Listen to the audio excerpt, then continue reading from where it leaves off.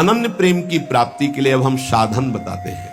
बाबा कह रहे हैं पहले अपने इष्ट देव की बाह्य मूर्ति सेवा विराजमान करनी चाहिए, या नाम सेवा विराजमान करनी चाहिए, और उस बाह्य सेवा को साक्षात समझ करके करना चाहिए। साक्षात समझकर, साक्षात विराजमान है ऐसा भाव। बाह्य पूजा के साथ साथ मानसिक सेवा का बहुत बड़ा योग है, और यह बाह्य सेवा से ही मानसिक सेवा प्रारंभ हो जाती है। सेवा तभी पूर्ण होती है जब आप पहले उसका चिंतन करेंगे। चिंतन नहीं करेंगे तो सेवा पूर्ण नहीं होगी, वास्तविक सेवा सही नहीं हो पाएगी। पहले आज श्री जी को कौन सा पोशाक धारण कराना है, कौन सी पत्रावली करनी है, और कैसे केशपाश समा, आज कौन से कुंडल, अच्छा ऐसे कुंडल, ऐसे ऐसे, और आज भोग में क्या क्या, ये भोग में ऐसे श्री जी यहाँ विराजमान होंगे, ऐसे होगा, ऐसे छत्र होगा, ऐसे भोग लगेगा। पूरी मानसिक चिंतन होता है, फिर वो सेवा प्रगट में होती है। तो प्रगट सेवा ही मानसिक सेवा में पहुंचा देती है। पूज्य बाबा कह रहे गोपी जनों की तरह प्रेम प्राप्ति के लिए सबसे पहले अपने इष्ट का चयन और इष्ट की अनन्यता। इष्ट की अनन्यता, इष्ट की अनन्यता में आ गया अपने इष्ट का नाम जपना, अपने इष्ट का मंत्र जपना, अपने इष्ट का ही गुणगान करना, अपने इष्ट के विषय में ही सोचना, ये सब आ गया। फिर इष्ट के श्री विग्रह की, मूर्ति की, छवि की, नाम की सेवा विराजमान करना। और जैसे गृहस्थ है तो जितने याम कर सके, जितना कर सके, लेकिन अगर विरक्त है तो 8 पहर की सेवा। हमारे पास और कोई काम नहीं, हमारी जिम्मेवारी है 8 पहर की सेवा। बाह्य पूजा, मानसिक पूजा, दोनों एक साथ साथ चलती हैं उपासक की। ध्यान दे करके अगर आप सेवा करोगे तो देखोगे आपकी मानसिक सेवा होगी। आज वो वाली नथ पहनानी है, वो ऐसे धारण करानी है, हाँ आज इस रंग की पत्रावली, इस रंग की चोली, इस रंग के ऊपर चुनरी, और इस रंग का लहंगा, और ऐसे ये जो हो रहा है ना, ये मानसिक सेवा हो रही है, बहुत बड़ी चीज हो रही है। देखो आप लोग जो चिंतन करते, आज फूल बंगला ऐसे बनाना है, आज ऐसे, बहुत बड़ी सेवा हो रही है। आज श्री जी की रसोई, ये मानसिक जो सेवा, और बहुत जोर की सेवा, प्रगट सेवा का फल है मानसिक सेवा, और मानसिक सेवा ही सिद्धावस्था को प्रदान करती है। ये बात ध्यान दीजिए। और जो इष्ट का नाम मिला है वो केवल जबान से ही नहीं, चिंतन के साथ होना चाहिए। प्रेम की बात कर रहे हैं, केवल हम जबान से रट रहे मंगल है, लेकिन यहां कह रहे गोपी प्रेम की बात, गोपी जैसा प्रेम, उसका चिंतन होना चाहिए। जैसे राधा राधा, तो हमारा चिंतन भी हो रहा है। बाह्य जप से बहुत समय लगेगा। जब बाह्य जप और आंतरिक चिंतन दोनों एक साथ होंगे, बहुत जल्दी वासनाओं का नाश होकर आनंद की उत्पत्ति होती है। केवल बाह्य जप से बहुत काल के बाद लाभ मिलता है, बाह्य जप के साथ आंतरिक ध्यान से बहुत जल्दी लाभ प्राप्त होता है। इष्ट देव का चयन, इष्ट देव की अनन्यता, इष्ट देव की प्रगट सेवा, मानसिक सेवा, और इष्ट देव का नाम ध्यान सहित जप, और इष्ट देव के ही गुणों का चिंतन करना। हमारी श्री जी का ऐसा स्वभाव, हमारे लाल जी का ऐसा स्वभाव, उन्हीं की तरफ चिंतन करना। अन्य सब संबंध चिंतन को छोड़ना गोपी प्रेम की प्राप्ति है। महाराज जी सुनते हैं श्री सुखदेव जी का वैराग्य बहुत तीव्र और उच्च कोटि का था। क्या ऐसा कोई साधक वैराग्य नहीं धारण कर सकता? इस कोटि का वैराग्य क्या साधु के अंदर, साधक के अंदर नहीं आ सकता? निश्चित आ सकता है, पर ये सकामी साधक के अंदर नहीं, विषयी साधक के अंदर नहीं। जो निष्काम भाव से दृढ़ निश्चयी है कि केवल शरीर पोषण के लिए वस्त्र और भोग आदि, जो प्रारब्धवशात कोई चाह नहीं, उसके हृदय में तीव्र वैराग्य जागृत होता है। दृढ़ लक्ष्य, दृढ़ निश्चयी, शरीर की भी परवाह नहीं, नहीं खान पान ते भावे है, नहीं कोमल वसन सुहावे है, सब विषय लगे ते खारा है, हरि आशिक का मग न्यारा है। जो अंदर से दृढ़ निश्चय नहीं है, अंदर से भगवत प्रेम का भाव लक्ष्य नहीं है, तो बाह्य त्याग फिर दंभ पैदा कर देता है, दिखावटीपना फिर आने लगता है, जो बहुत ही साधक के जीवन में धोखा पैदा कर देता है। ये बुद्धि है बहुत जल्दी सिद्ध होना चाहती है, फिर वो नाटक शुरू कर देता है, बहुत शास्त्र विरुद्ध आचरण होने लगते हैं। इसलिए निष्काम भगवत प्राप्ति का दृढ़ लक्ष्य, निरंतर भगवत चिंतन, खान पान आदि से राग रहित, तो श्री सुखदेव जी जैसा वैराग्य आ ही जाएगा। पूज्यपाद बाबा कहते ऐसा नहीं कि उनको जो वैराग्य था वो किसी को प्राप्त ही नहीं हो सकता। लाखों हो गए हैं, देखा थोड़ी सबने, लाखों हो गए, लाखों हैं, लाखों होते रहेंगे। ये भगवान की सृष्टि है। जैसे जड़ भरत जी की स्थिति आई, उनसे ऊंची ऊंची स्थिति के ज्ञानी महापुरुष देखे गए, उनसे ऊंची स्थिति के ज्ञानी महापुरुष देखे गए, पर चर्चा उनकी गाई गई है। भगवान ऋषभदेव जी के पुत्र हैं, लेकिन ऐसे लाखों जड़ भरत हो चुके, लाखों होंगे। ये भगवान की सृष्टि है। ऐसे ऐसे महापुरुष ब्रह्मबोध संपन्न देखे गए, जिन बिल्कुल निरपेक्षता की मूर्ति, निरपेक्षता की मूर्ति। हाँ, जिस दिन से सन्यास हुआ कभी वस्त्र ही नहीं धारण किया, दिगंबर, गंगा जी का किनारा वही, और ऐसा सरल स्वभाव कि मतलब देखने से ऐसा लगता था देखता ही रहे कोई। ऐसे सब जटा, सब बाल, से दिगंबर बैठे हुए, वो भोला बालक जैसा चेहरा, वो तपस्या के धनी, बड़े बड़े धर्म सम्राट करपात्री जी आदि साष्टांग दंडवत करते। असनी गंगा किनारे स्वामी श्री अनंग बोधाश्रम, सेनपुर स्वामी श्री मग्नानंद सरस्वती जी, नजफगढ़ श्री स्वामी ओंकारानंद, ये गंगा का किनारा ना, एक से एक महापुरुष, सिद्ध महापुरुष। पूज्य बाबा, ये भगवान की प्राप्ति भगवान की इच्छा पर निर्भर है या पुरुषार्थ पर निर्भर है? भगवत प्राप्ति भगवत इच्छा पर निर्भर है कि वो जिसको चाहेंगे मिल जाएंगे, या अपना भी कोई पुरुषार्थ है? भगवान की आज्ञा का पालन करते हुए जो पुरुषार्थ करता है उसी को भगवत प्राप्ति होती है। ये कायरता नहीं कि बैठे भगवान की इच्छा होगी तो भगवान मिल जाएंगे, ऐसे कभी नहीं होगा। देखो जो वर्णन कर रहे हैं महापुरुष, भगवान की आज्ञा का पालन करते हुए भगवत प्राप्ति के लिए बहुत प्रयासशील, जितनी हम में सामर्थ्य है, निश्चित उसको ही भगवत प्राप्ति होती है। जिसका जितना तीव्र पुरुषार्थ होगा उसका उतना ही भगवत कृपा उसके ऊपर उतरेगी। पुरुषार्थ अत्यंत आवश्यक, रात दिन जो लगी हुई। सिद्धि असिद्धि में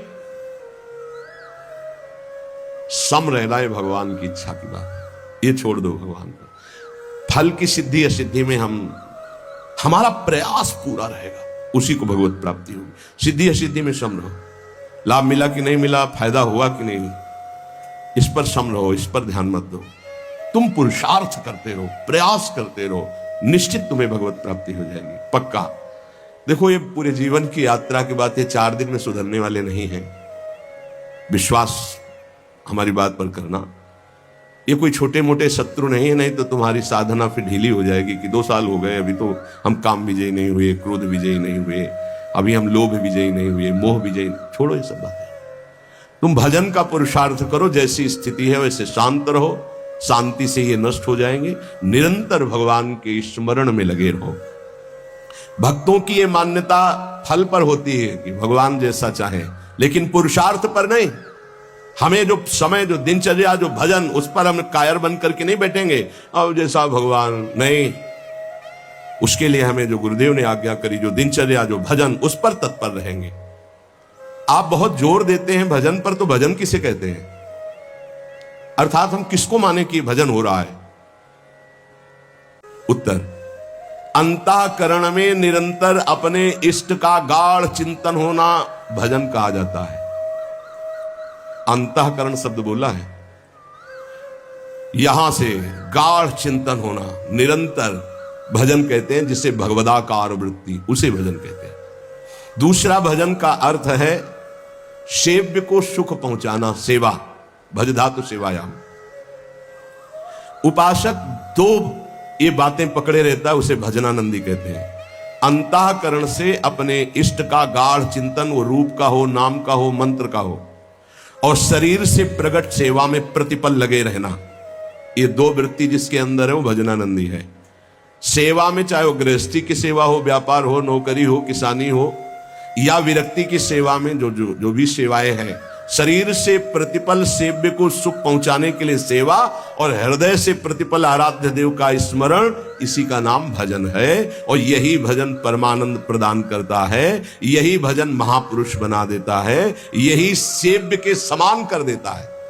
प्रभु सेव्य है, प्रभु के समान कर, ब्रह्मविद ब्रह्मयु भवति, तो भजन क्यों करना चाहिए? अरे अपना कमाते हैं, खाते हैं, जी रहे हैं, क्यों भजन करें? भजन इसलिए करना चाहिए कि हम अवगुणी हैं जन्म जन्मांतर से, अवगुण छोड़ने के लिए। हमारे अंदर बड़ी नीच वासनाएं हैं, उन वासनाओं का नाश करने के लिए। हम बड़े हीन विचार वाले हैं, उन विचारों का नाश करने के लिए। हमें हर तरफ से दुख ने घेर रखा है, उस दुख का नाश करने के लिए, जन्म मरण से छूटने के लिए ये हमें भजन करना है। हम जिसका भजन करते हैं उसके सारे सद्गुण हमारे अंदर आ जाते हैं। अतः हमें नाशवान वस्तु व्यक्ति का भजन नहीं करना, अविनाशी का भजन करना है। वो है श्री भगवान। भजन करने से सबसे बड़े भगवान है तो सबसे बड़ा बन जाता है। ये दीनहीन विचार, ये दुख, ये दुविधा, ये संशय, दरिद्रता, जन्म मरण, ये सब कूड़ा करकट खत्म हो जाता है। इसलिए भजन करना अत्यंत आवश्यक है। भजन करना अत्यंत आवश्यक है। इससे विशेष लाभ क्या होता है? भजन से विशेष लाभ यह होता है कि जहां से हम बिछुरे थे वहीं हम पहुंच जाते हैं। कहां से बिछुरे हैं? प्रभु से। ममैवांशो, कितना गलत हो गया है। भगवान ऐसा लगता कोई और है, और संसार लगता ये मेरे, और वो के ममैवांशो, वो मेरे पिता है, मेरे स्वामी, मेरे प्रीतम, मेरे सब कुछ, और उनको मैं भूल गया। ये बात जानने के लिए जब हम भजन करते हैं तो हमारे हृदय में आ जाता है कि हमारे प्रभु है। फिर जो सुख प्राप्त होता है वो कभी किसी लोक और भोग में नहीं प्राप्त होता। प्रेम स्वरूप हमारे इष्ट है तो हमारा प्रेम स्वरूप जागृत हो जाता है। भजन का लाभ है भगवान से बिछुड़े थे भगवान से मिल जाना।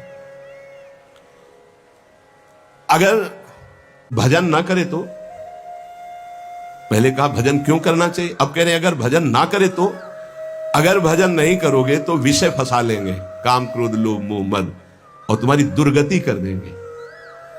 ये क्षण भंगुर विषयों का चिंतन होगा, क्षण भंगुर विषयों का भोग होगा, तो तुम्हें एक क्षण भी सुख का अनुभव नहीं होगा, दुख ही दुख तुम्हें घेर लेगा।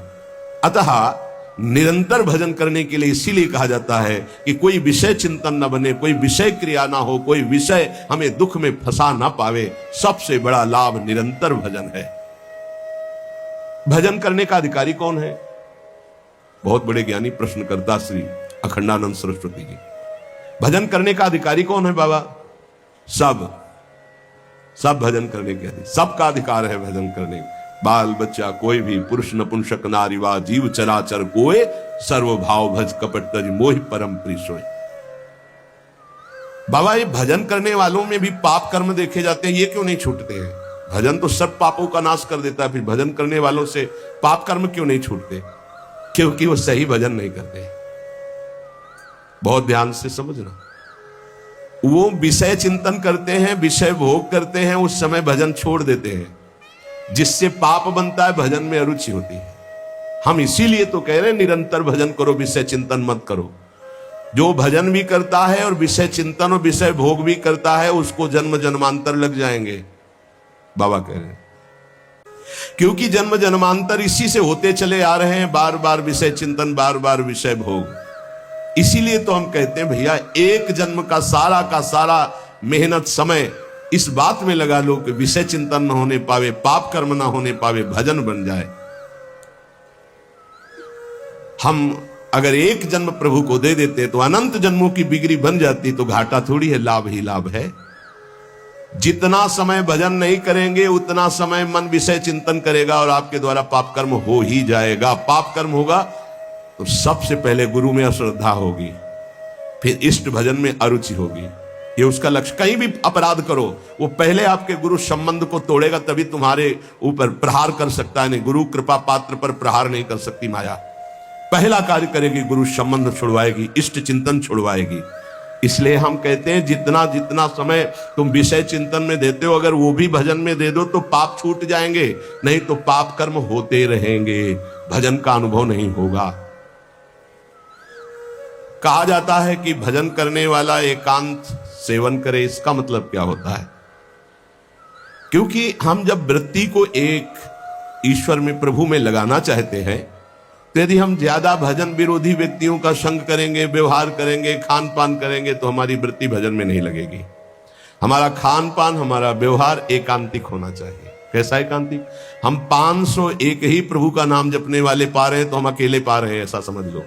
और 2 व्यक्ति हैं, एक विषयी है, प्रपंची है, तो मान लो हमारा भारी कुसंग हो रहा है। हम 500 में भी एक हैं और वहां एक में भी हम भारी प्रपंच में फंसे हुए हैं। ये एकांतिक भाषा को समझ लीजिए। हम इतने लोग बैठे हैं इस समय, सब एकांत है। बोलो किसके मन में क्या चल रहा है? एक प्रभु की चर्चा सुन रहे तो हम सबका मन एक ही है। एकांत का मतलब होता है अपने इष्ट के अनुरागियों का ही संग करना, अपने इष्ट में ही प्रीति हो ऐसा खान पान व्यवहार करना। इष्ट विरोधी वृत्ति, इष्ट विरोधी व्यक्ति, इष्ट विरोधी व्यवहार, इसका त्यागी सदैव एकांतिक ही माना जाता है। एकांत में कमरे में पड़ा है, इष्ट विरोधी चिंतन कर रहा है, प्रपंची। एक केवल साथ चल रहा है, वो इष्ट विरोधी व्यवहारी है, प्रपंच। 1000 लोग एक साथ बैठे हुए हैं इष्ट के अनुकूल, वो एक माना जाएगा। वैसे मुख्य बात भजन करने वालों को क्या नहीं करना चाहिए?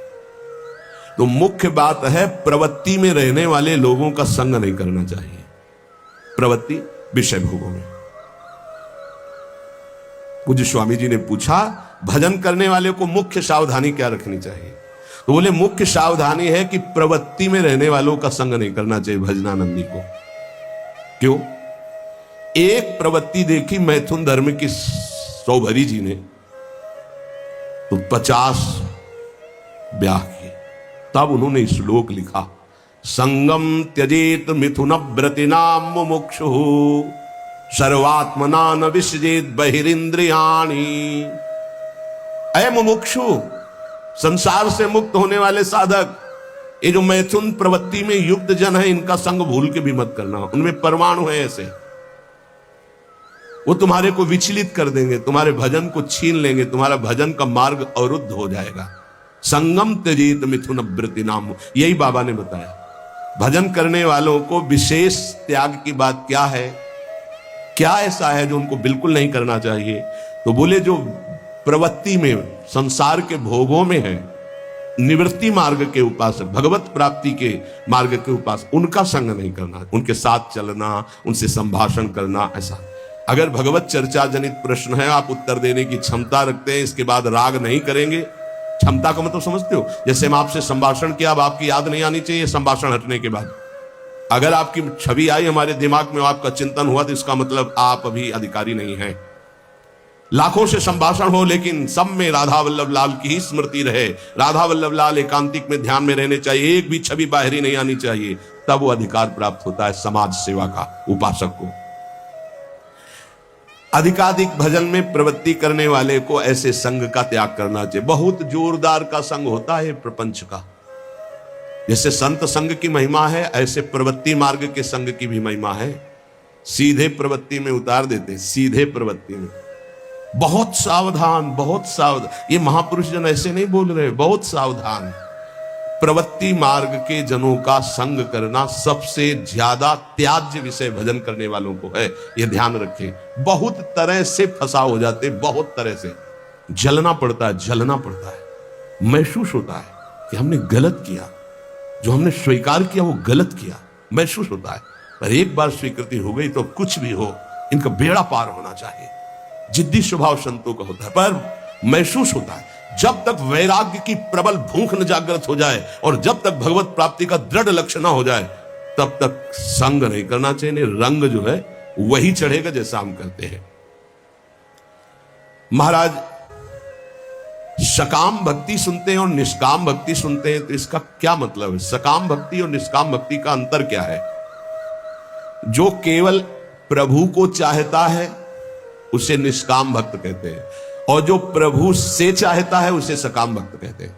सीधी भाषा में बाबा ने, जो केवल प्रभु को चाहता है वो निष्काम भक्त है, जो प्रभु से चाहता है वो सकाम भक्त है, जो केवल गुरुदेव को चाहता है वो निष्काम भक्त है, जो गुरुदेव से चाहता है अपनी अनुकूलता, अपने लिए अपना, वो सकामता और निष्कामता में है। ये प्रभु से संबंध सिर्फ प्रभु चाहिए, प्रभु का वैभव, प्रभु से कुछ नहीं, सिर्फ प्रभु से प्रभु चाहिए। आप चाहिए, आप गुरुदेव से सिर्फ गुरुदेव चाहिए। आप अपने स्वरूप में स्थित हैं, आप अपने स्वरूप का बोध करा दीजिए। जो हम आपकी शरण में हुए हैं, हम आप में तदात्म हो जाएं, बस आपसे और कुछ नहीं चाहिए।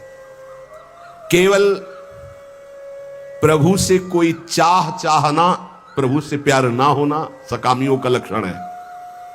प्रभु से कुछ न चाहना, केवल प्रभु से प्यार करना, ये निष्कामियों का लक्षण है। ऐसे बड़े बिरले निष्काम। और महाप्रभु अपने धर्म के लिए तो कहते हैं, सबसे पहले कह रहे सबसो हित निष्काम नहीं, कोई चाह नहीं।